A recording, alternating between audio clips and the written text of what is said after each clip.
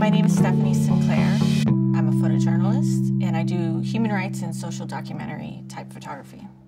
Growing up, my mom was a very prolific painter. I wanted to do something creative, and for me, that turned out to be photography. I traveled the globe kind of covering news events. I lived in Iraq for 2 years, and then I lived in Lebanon for 4. I always did the civilian story, and so that was a theme that I followed through my news work.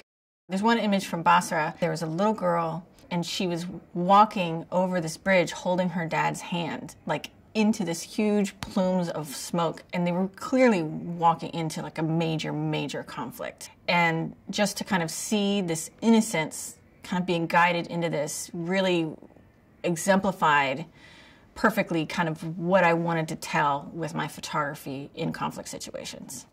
Knowing the communities you're photographing is super important. It's important for your safety. It's important for the historical aspect of what you're photographing. It's important to kind of walk the line of making sure that everything you're reporting is done with like a cultural sensitivity and you're not doing it from this like colonialist point of view. I run a nonprofit called Too Young to Wed. Too Young to Wed started out of my conflict work.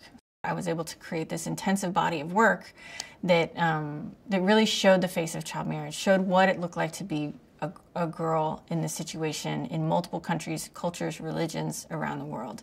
So it's really about the power of photography, and that's how I think that this movement started to end child marriage. From a photojournalism point of view, you need to have something to say that not everybody's saying through pictures.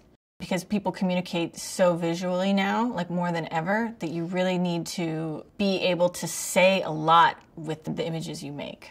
I feel like I've been able to see things and experience things and meet people that it's, I mean, not to be cliche, but it's been this passport to 1,000 lives and cultures. It's a lifestyle, it's not a profession.